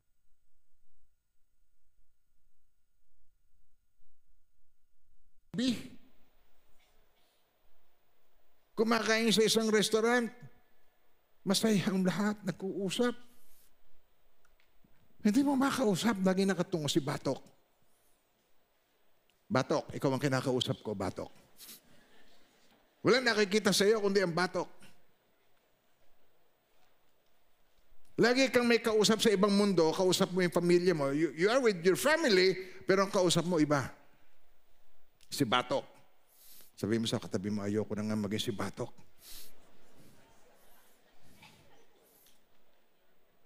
Lagi na lang nakikita sa iyo, ito ang batok, oh, ito, yan, batok. Kasi always bowing down. Lagi ka nakatungo sa iyong cellphone. Why? That is your God. Diyos mo. Lagi kang nakababad sa iyong God, sa batok. Now, mga minamahal ng Panginoon, kaya sabi rito ay ganito. Hindi tayo pwedeng manatili roon sapagkat nais ng Panginoon, ma-enjoy natin ang life. How can you enjoy life? Na lagi mong sinasayang ang iyong oras sa online game, online sabong, nadidemanda, napapahamak, nagkakaroon ng utang. Yung isang anak nalulun sa online. Itong alin na ito, supplier namin ng isda, ang ganda ng kita. Hanggang yung anak niya nalulun sa sugal, sa online. Pagkatapos nung hinabol yung anak niya, naawa naman daw siya, ipinagbili ang bahay. Hanggang ngayon, wala na silang bahay. Wala na rin akong supplier. Di ba? Nakikita niyo kung gaano kalaki ang napapahamak niya kung kayo ay nagkaroon ng ganong karanasan. Humihinga ka pa. Tignan mo, humihinga ka pa. Hindi pa tapos ang lahat. Amen po? Sabi sa Bible, it is appointed for man to die once and then after that, the judgment. Kaya hindi pa tapos. May pag-asa ka pang mag-repent. May pag-asa ka pang magbago. May pag-asa ka pang sabihin, Lord, ayoko pong manatili sa ganitong buhay. Sabihin mo ngayon, ayoko pong manatili sa ganitong buhay. Tulungan niyo po ako, Panginoon. Kaya mga minamahal ng Panginoon, kung nataas yung boses ko, hindi ako galit. Kundi ina-emphasize ko yung ibig kong sabihin. Amen po? Sapat ayokong masayang ang buhay ninyo. Ako, nisayang ko na ang buhay ko noon. At nung makakilala ko, Lord, nag-turn around. Marami kaming may patotoo na ganon. Amen po. Kaya itong aking sinasabi sa inyo ay applicable sa lahat. Applicable din ito sa iyo. At nais ng Panginoon, huwag kang magpatuloy sa iyong kasalanan sapagkat ang kasalanan, yan ang nagdudulot sa iyo ng kapahamakan. Hindi lang yung eternal na kapahamakan. Patungo na doon. Pero habang ikaw ay lumalayo sa Diyos at nalalapit ka sa pamamaraan ng sanlibutan, na patungo ka sa kapahamakan. Hindi mo ma-enjoy ang buhay. Kaya po ako nagkakaganito, buhat po nang ako'y dumating. Napakarami nang nag-church na nakasama ko rito. Katulad na yung nagpatotoo sa inyo kanina. Wala silang bahay dito sa Pilipinas. Ang sasakyan nila, tricycle, na dinadrive ng kanyang husband. Pero ngayon, di kotse sila doon. Meron silang 4-bedroom house. At meron silang napakagandang bahay. Sa loob ng 3.5 years. Sabi nyo nga, ulitin nyo ngayon. Imagine, paano nagsimula sila sa isang lugar, wala silang kamag-anak, nagsimula sila doon sa trabaho doon, hindi sila marunong ng language, nag-aral pa sila. Sa loob ng 3.5 years, na-accomplish nila yung na-accomplish nila sa Diyos lahat ng kapurihan. He created, He redeemed us and died for us because meron siyang purpose para sa iyo. Yung purpose na yon nawala nung magkasala ang ninuno natin na si Eva at si Adan. At buhat ng tayo pinanganak, walang espiritu ng Diyos sa atin. Depravity of man. Walang espiritu ng Diyos. Hindi mo na kailangang turuan magsinungaling, hindi mo na kailangang tulungan magkahalayan, hindi mo na kailangang turuan magdamot. Automatic na ang lahat ng yon. Because there is no Spirit of God in the heart of man. So we need Jesus para ang kasalanan natin mapunta sa Kanya, aakuin niya, redemption, true redemption, niredeem niya tayo, tinubos niya tayo, at ang Kanyang Espiritu ay pinagkaloob sa atin, sa Kanyang lahat ng kapurihan. Amen po. Ulitin ko po yung sinabi ko sa John 14:26. Okay, read it please. Ngunit ang patnubay, okay, read. Ngunit ang patnubay, ang banal na Espiritu na susuguin ng Ama sa pangalan ko, ang Holy Spirit na susuguin ng Ama. Ano ang pangalan ng Holy Spirit? Patnubay. Ulitin natin para maintindihan niyo mabuti. Yun ang kanyang role. Okay. Ngunit ang patnubay, ang Espiritu Santo na susuguin ng Ama sa pangalan ko, ang siyang, anong gagawin niya? Magtuturo sa inyo ng lahat ng bagay at magpapaalala ng lahat ng sinabi ko sa inyo. Lahat ba na nag-aaral sa eskwelahan natututo? Hindi. Merong mga characteristics ang mga natututo. Ang natututo, marunong magpakumbaba sa teacher, gumagawa ng homework, gumagawa ng mga projects. Hindi ka maaaring makapasa nang hindi ka nakikiisa sa tagapagturo. Ngunit ang patnubay, ang Espiritu Santo na susuguin ng sa pangalan ko, ang siyang magtuturo sa inyo ng lahat ng bagay at magpapaalala ng lahat ng sinabi ko sa inyo. What if you don't care? So what? I don't care about the Holy Spirit. Sinabi mo yun, ayoko ng Holy Spirit. Ayoko ng turuan niya ako. Ayoko ng patnubayan niya ako. Ano mangyayari sa iyo? Wala. Nothing. Nothing is changed in your life. Kaya sinasabi ko po, hindi ka natutuwa o naiinggit lamang doon sa nai-enjoy niya ang buhay. At nararanasan niya ang buhay na ganap at kasiyasiyang buhay. Yun ang reason ng patotoo. Para malaman natin po na ang pinananahanan ng banal na Espiritu ay pinapatnubayan ng kanyang Espiritu at binibigyan ng ini-empower ng Espiritu Santo upang mapagtagumpayan natin ang hindi natin kayang mapagtagumpayan. Amen po. At ngayon, nung ang Panginoong Jesucristo namatay at nabuhay na maguli. Ito po, tingnan nyo. Sabi ng Panginoon sa John 20, verse 21 to 22. Nung nabuhay ang Panginoong Jesucristo ay ganito. Sabi ng Panginoong Jesucristo, sumainyo ang kapayapaan. Nabuhay na siya muli. Di ang mga alagad niya, nagtataka. Yung manghang-mangha siya na yung nakita nilang naghirap, dugo-duguan, ngayon napakakinis na ng mukha niya, nag-glow, malinis ang katawan niya. Tapos sabi niya, sumainyo ang kapayapaan. Alam niyo kung bakit ganon? Sapagkat sila natatakot. Baka sila ay ma-persecute, sila naman ang huhulihin dahil si Jesus ay pinatay. Remember? Kung siya ang iyong Panginoon at pinatay at ikaw ay follower niya, ano ang gagawin sa iyo? Papatayin din. Kaya sabi niya, sumainyo ang kapayapaan. Kung paanong sinugo ako ng Ama, gayon din naman sinusugo ko kayo. Okay naman po ang bumasa.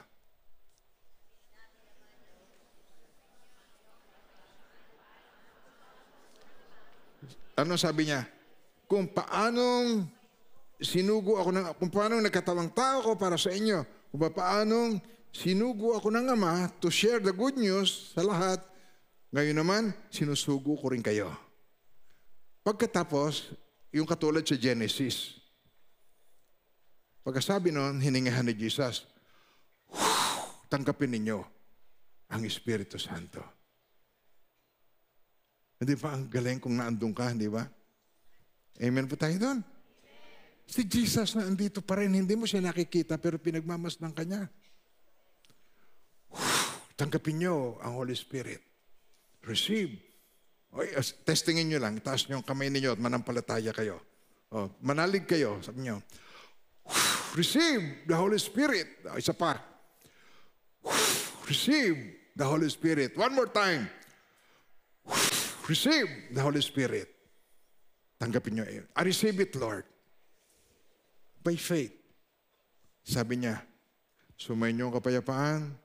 Kung paanong sinugo ako ng Ama, gayon din naman sinusugo ko kayo.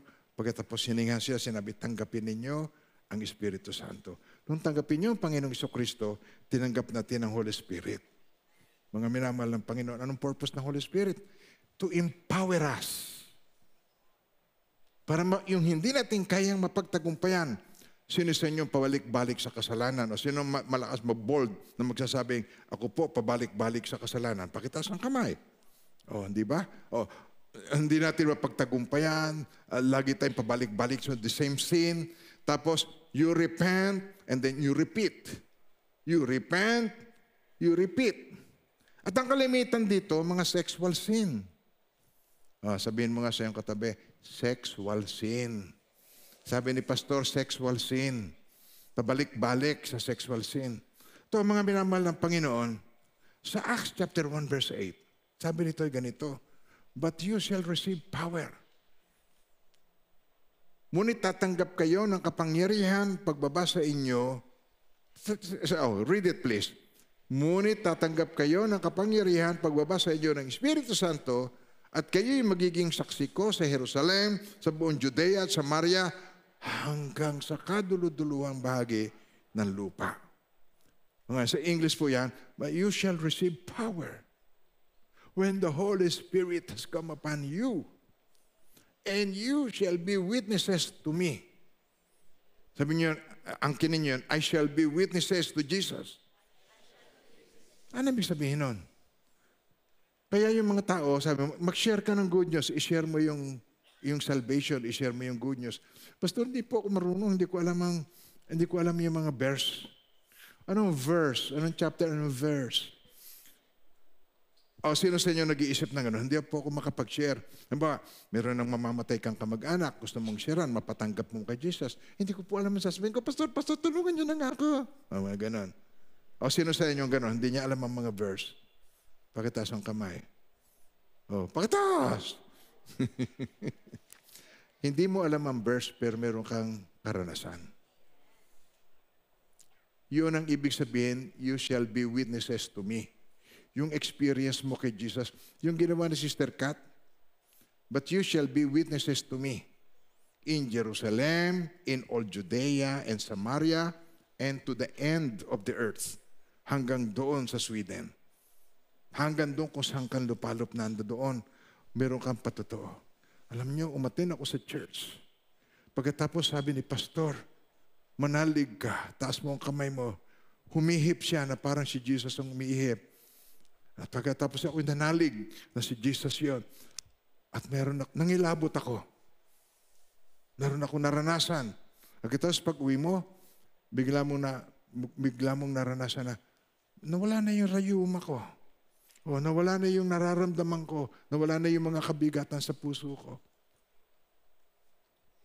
Patotoo nyo na lang sa akin sa 1 linggo. Pag naranasan nyo. Amen po tayo doon. Hindi po ako nagbibiro. Hindi ko kayo, hindi yung believe-ism. Yung tinanggap mo ang Panginoong Jesucristo bilang Panginoon at tagapagligtas ng iyong buhay, ang banal na Espiritu ay sumain nyo. Yung Espiritong tinanggap ko, yun din ang Espiritong tinanggap ninyo sa kanyang lahat ang kapurihan. Amen po. Sabi rito, but you shall receive power when the Holy Spirit has come upon you, and you shall be witnesses to me. Kaya yung mga hindi mo mapagtagumpayan, mapapagtagumpayan mo. Napakarami noon na ngayon ay napapagtagumpayan ko na. At meron pang pinagtatagumpayan. Hindi ka naman makukumplete hanggat ikaw ay nandito sa katawan lupa. Ang katawan lupa mo, maraming ninanasa. Aminin mo nga sa katabi mo, ang flesh ko maraming ninanasa. Maraming gusto. Mga desires, ang flesh. Pero sabi niya, but you shall receive power when the Holy Spirit has come upon you. And you will be witnesses. Yung mga hindi mo mapagtagumpayan ay inyo pong mapagtatagumpayan. Amen po ba tayo doon? At kaya ang Panginoong Jesucristo, nung siya'y nabuhay na maguli, sabi niya rito sa Matthew 28, verse 18 to 20, sabi niya, lumapit si Jesus at sinabi sa kanila, sa kanyang mga alagad, binigay sa akin ang lahat ng kapangyarihan sa langit at sa lupa. Kaya humayo kayo, gawin yung alagad ko ang lahat ng bansa. Bautismuhan ninyo sila sa ngalan ng Ama at ng Anak at ng Espiritu Santo at turuan ninyo silang sumunod. Sabi niyo, turuang sumunod. Isa pa. Hindi mag-church, turuang mag-church, turuang sumunod sa lahat ng iniutos ko sa inyo. Tandaan ninyo, ako'y kasama nyo, maging sa katapusan ng sanlibutan, sa kanyang kapurihan. Amen po. Hindi po tayo pinagkalooban ng Holy Spirit, tapos magpapatuloy lang tayo na parang wala at bibigyan natin ng kahihiyan ng Panginoon. Kayang mapagtagumpayan sa kanyang pangalan. Amen po. Pinatunayan na sa atin kanina. At yun po, totoong-totoo lahat ng kanyang pinagpapatotoo sa atin. At ang Panginoon, nung matanggap natin ang Holy Spirit, nagbigay sa atin siya ng spiritual gift. Sabi rito sa 1 Peter 4, verse 10 to 11. Tinan nyo, spiritual gift was given to us. Sabi rito, as each one has received a gift. Ang bawat isa, as each one has received a gift. Minister it to one another as good steward of the manifold grace of God. Kaya kung ang binigay sa iyo, ang spiritual gift na ito ay nasa sa iyo, gamitin mo for His glory. Ikaw ngayon, vessel ng Holy Spirit. You are now a vessel of the Lord. Nasusundan niyo ako po. Dati, empty vessel. Pero nung tinanggap mo si Jesus, ikaw ang vessel ng Panginoon. Kung saan gusto ni Jesus, pupunta ka doon. Napakabuti ni Lord. Amen po. Kaya sabi rito, bilang mabubuting katiwala na iba't ibang kaloob ng Diyos sa inyo, sa kapakinabangan ng lahat at katangiang tinanggap ng bawat isa, gamitin ninyo yun, yung pinagkaloob sa iyo, sa kapakinabangan ng lahat. Sabihin yung word na yun, sa kapakinabangan ng lahat. Kaya ako po, hindi ako tumitigil. Kahit nung ako'y na-bypass, nandun ako, nagpe-pray ako doon sa ospital. Kahit nung ako'y na-COVID, gumagawa ako ng sermon ko doon sa ospital. At yung ibang sermon na isinesermon ko doon na buo sa ospital. 11 days ako doon, pero hindi ko sinayang. Kaya ikaw ba'y tagapangaral? Kung ikaw, yung meron kang prompting sa puso mo, parang gusto mong mag-share, gusto mong mangaral. O, ikaw ba'y tagapangaral? Ipangaral mo sa salita ng Diyos. Ikaw ba'y tagapaglingkod? Gamitin mo sa paglilingkod ang lakas na kaloob sa iyo ng Diyos upang siya'y papurihan sa lahat ng bagay sa pamamagitan ni Jesucristo. Sa Kanya ang kapangyarihan at karangalan magpakailanman. Amen. Ang bawat isa ay merong gift. Pinagkalooban tayo. At yun ay gift of discernment. Madidiscern mo na hindi kalooban ng Diyos ang ginagawa mo. At huwag mong baliwalain yun para sundin mo lamang ang pita ng iyong laman. Amen po. Sabang may plano sa iyo ang Diyos, may purpose sa iyo ang Diyos, kaya Kanya ibinalik doon. Kaya ako ay pinagkalooban ng Diyos ng Kanyang Spirit. Ang plano niya sa akin, uuwi ako sa Pilipinas, sabi niya, your ministry is not the U.S. Your ministry is in the Philippines. Malinaw na sinabi sa akin. Kaya kahit ano mangyari, kahit halimbawa po, example lamang ito, at ang China ay nasiraan ng bait at gusto makipagdigmaan sa Pilipinas, hindi ako pupunta sa embassy, sasakay sa aeroplano at iiwan ko kayo. Sama-sama tayo dito. Amen? Hindi kayo natuwa doon. Okay. Okay lang sa akin kung hindi kayo natuwa doon. Habang may plano ang Diyos sa iyo, pakinggan nyo to, listen to this. Habang may plano ang Diyos sa iyo, may plano din ang kaaway ng Diyos sa iyo na ikaw ay hadlangan. Yun ang reason kaya kung ano-ano pumapasok sa iyong isipan. Kaya yun na nangyayari, ikaw ay nalalabuan. Kaya kung ano-anong nangyayari, meron kang mga actions na hindi karapat-dapat. Nasusundan niyo pa po ba ako doon? Po.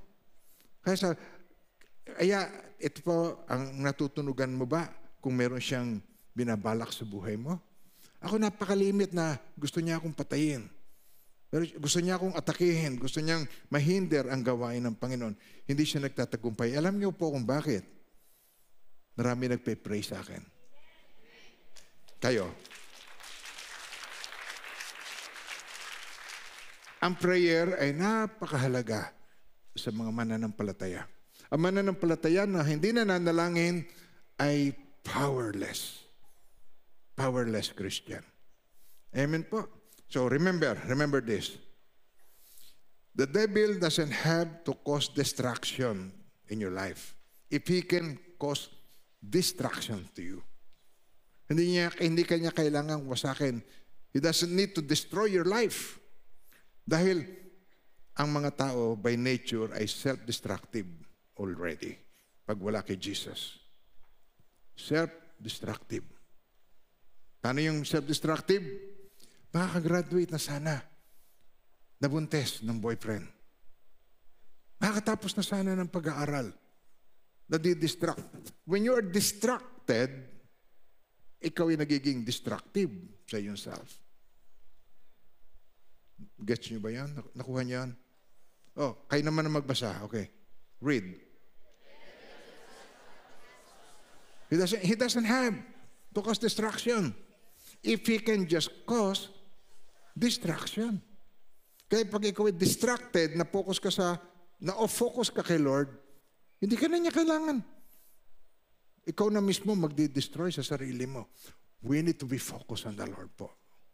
The devil, sabi rito, kaya lamang pupunta rito, magnanakaw, ay upang magnakaw, pumatay, upang magwasak. Sabi ni Jesus, naparito ako upang ang tupa ay magkaroon ng buhay, isang buhay na ganap at kasiyasiyang buhay. Purihin ng Panginoon sa kanyang banal na salita. Amen ba? Kayo naman po magbasa para lalong tumimo sa puso. Tayo naman po nasa dulo na ng ating sermon. Okay, read it please. Anong purpose? Upang magnakaw, pumatay, magwasak.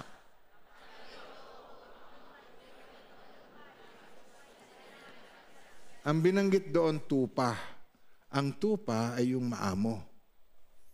Sabi rito, ang magnanakaw kaya pupunta rito upang magnakaw. Anong ninanakaw niya? Ninanakaw niya buhay mo. Pag ikaw ay online game, ikaw ay si Batok. Ang iyong time, inuubos mo sa kawalang kabuluhan. Virtual. Yes, nagtagumpay ako. Nasaan? Ito, marami na akong pera. Sa Farmville, umani na ako. Ito, marami na akong... Saan? Ayun. Wala. It is virtual. Isip lang. Make believe na ikaw ay victorious. Pero it's doing you nothing. You're wasting your life away. Sinasayang mo ang buhay mo.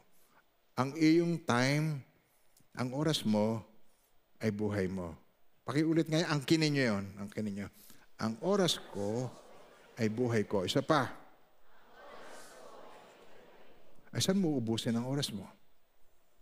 Sa telesereng walang katapusan. Sa kapapanood sa TikTok. Kapapanood, FB ka ng FB. Saan mo gugulin ang buhay mo? Kaya mga minamahal ng Panginoon, ang ipinakikita sa atin ng Panginoon ay yung leading niya sa atin, yung purpose niya sa ating buhay. Huwag nating sayangin po. Amen po. Sinamatay si Jesus sa cross para tayo ay pagkalooban ng masaganang buhay. At ang pag-iibigan, binigyan niya tayo ng example. Sabi ni Jesus sa John 13, 34 and 35. Sabi niya, isang bagong utos ang ibinibigay ko sa inyo. Ano yon? Mag-ibigan kayo. Paano tayo mag-iibigan? Kung paano inibig ko kayo, gayon din naman kayo mag-ibigan. Kung kayo mag-iibigan, makikilala ng lahat na kayo ay mga alagad ko. Sabi rito, a new commandment I give unto you. A new commandment, isang bagong utos ang binibigay ko sa iyo. Ano yung utos na yon? Love one another as I have loved you. That if you love one another, by this all will know, ang lahat malalaman that you are my disciples, alagad ka ni Jesus Christ. Amen po. If you have love for one another. Ngayon, sabihin niyo sa akin, ang umibig ba ay madali? Ang love. Madali mong ibigin ang mga taong kaibig-ibig na katulad ko. Di ba? Sumigaw lang ako sa pulpit na, si Pastor, nagagalit si Pastor. Ganyan pala si Pastor kung mag-share, nakaka-nervous. Ako, nervous ako kay Pastor. Kinakatch ko lang ang attention ninyo po. Kung malumanay ako, matagal na kayong lumanay, hindi kayo magbabago, hindi ko matatouch yung attention, hindi ko makakatch yung attention nyo po. Kinakailangan makatch ko yung attention nyo para makita nyo ang kahalagahan ng sinasabi ko. Alam yung bata, ito nangyari, tunay na pangyayari. Yung bahay nila, may bakod dito, tapos doon, krasada na, street. Tapos, yung bata nasanay na pag sinasaway ni Lolo, O, wag mong gagawin yan. Gagawin yan. Huwag kang tatakbo, baka madapa. Tatakbo pa rin. Isang araw, naiwang nakabukas yung pinto. Sabi niya, oh, wag kang lumabas. Lumabas. Dumaan yung trailer, 18-wheeler, yung bata na pitchet. Hindi na yun na iburol. Unilibing na lang. Totoong pangyayari ito. Dahil ang bata nasanay na makulit yung pag sinaway, ayaw agad makinig.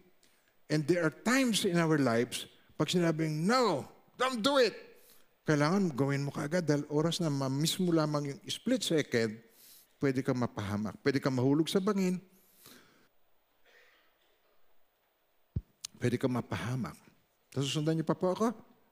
Kaya mga minahal ng Panginoon, yung love natin na ito, hindi mahirap if we love God. Pagmahal natin ang Diyos.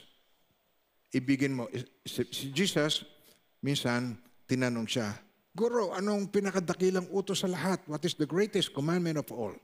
Sabi niya, listen, Israel, ang Diyos ay iisa. Ibigin mo ang iyong Diyos ng buong puso, buong pag-iisip, buong lakas. Tingnan niyo kung ano yung mga buo. Okay. Ibigin mo ang Panginoong Diyos ng ano? Una? Buong puso, hindi hati. Buong kaluluwa, buong pag-iisip, buong lakas. Tingnan niyo, habang nagsishare ako rito, tinatago mo pa yung cellphone mo. Teka, wait lang. Patatapos na si pastor. Kaya, tingnan niyo po, yung hindi buong puso, buong kaluluwa, buong pag-iisip, attention, buong lakas. Ang ikalawa, sabi niya, the second one is like it. Ibigin mo ang iyong kapwa, love your neighbor. Ulitin niyo yan. Love your neighbor as yourself. Isa pa. Sino yung neighbor? Yung nanay mo. Yung tatay mo. Yung asawa mo. Yung anak mo. Ibigin mo ang iyong kapwa tulad ng pag-ibig mo sa iyong sarili po. Mga minamahal na gaanong kagulo ang mga pamilya na hindi nag-iibigan. Dahil hindi mangyari yung kanyang gusto. Yung kanyang gusto, basta, yan ang inutos ko, yan ang gawin mo. Puro utos, puro utos. Kaya mga minamahal ng Panginoon, nakita niyo kung gaano kagulo ang mga pamilya. Nakita niyo kung paano nani-neglect ang mga anak without love. Paano yung mga magulang na matatanda na hindi kinakalinga ng kanilang mga anak? There is no love. Iniisip ko, paano ba pinalaki ng mga magulang nito yung anak niya? Bakit hindi sila pinapansin? Bakit kami pa nagbibigay ng ayuda? Wala bang anak yan? Natatandaan niyo yung matanda sa Bella Mart noon, nang umuulan? Sino nakakatanda noon? Nang pinick up ni Pastor Jeb, binuhat niya at tinulungan namin. Sino nakakatanda po noon? Nung malakas ang ulan, sabi ko, anak, gumising ka. Yung matanda sa ibaba. Oo nga, Dad. Halika, puntahan natin. Basang-basa, matanda, nginig na ganyan. Pinuntahan namin. Tapos nag-init kami ng tubig, niliguan namin. Yung matanda, pinakain. Tuwan-tuwa siya. Alam niya, matanda na yun. Sabi ng anak niya, hindi ko nga malaman kung anong gagawin ko na sa taong yan. Ha?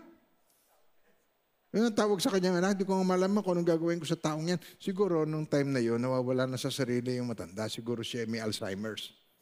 Kaya pag sinabing, huwag kang maglakad, malakad yung matanda.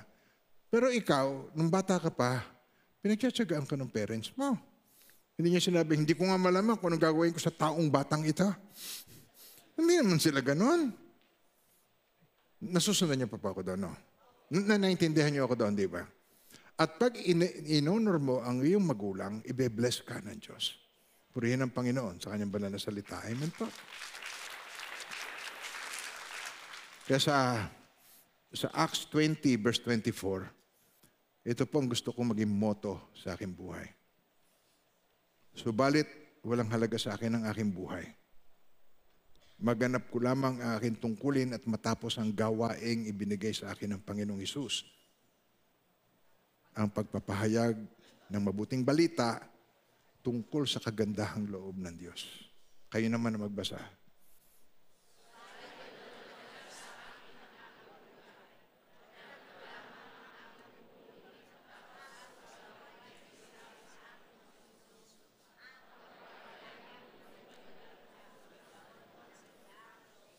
Amen po. Para kay Apostle Paul, gusto niya makumplete ng kanyang misyon. Ako man, gusto ko makumplete ang aking misyon. At ang aking misyon, hindi lamang po sa naik. Pagka madaling araw, kausap ko taga-ibang bansa, kinakancel. Pagka naman ako may pagkakataon, sumasakay ako ng barko, nagpupunta sa Mindoro. Meron tayong outreach doon. Sa Abra de Ilog, merong isa. Sa Santa Cruz, meron pang isa. Sa Barahan, meron pa tayong isa. Kaya yun po, dinadalaw ko yung ating mga churches. Sa Binyan, Laguna, minsan nag-share ako sa kanila. At ang kanilang pastor doon, yung dating salot ng lugar nila, adik. At yun ay si Pastor Arnold. Isang adik na magpunta sa naik. Tuwan-tuwa siya, sinabi ko, na ang Diyos nagbibigay ng ticket papuntang langit. Sino ang gusto ng ticket? Tuwan-tuwa siya kasi high siya noon eh.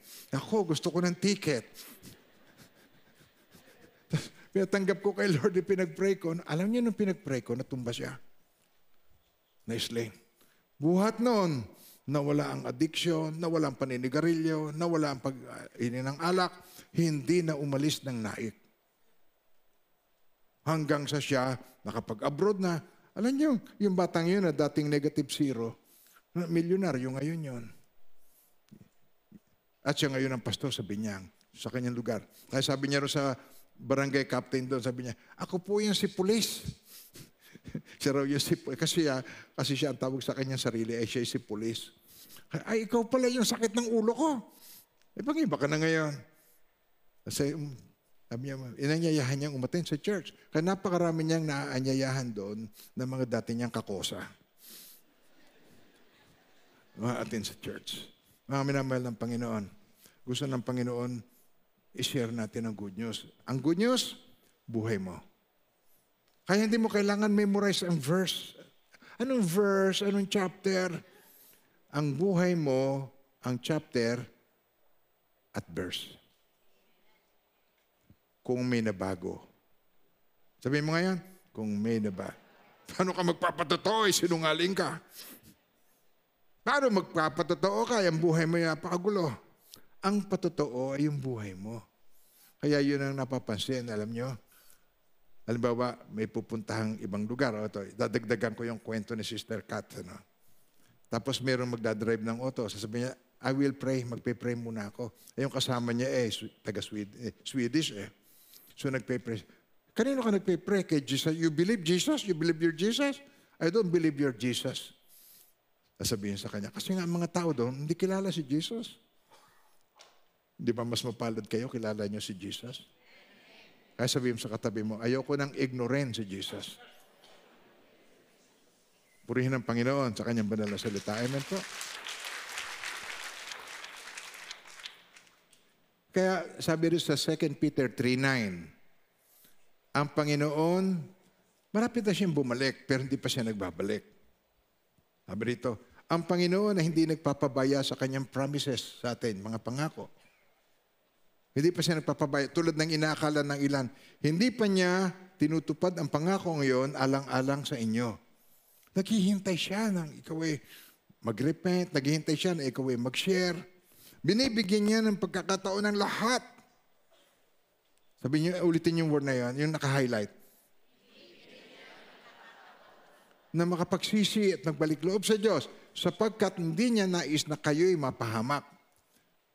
Ang last verse na ibibigay ko sa inyo, Matthew 24, verse 14.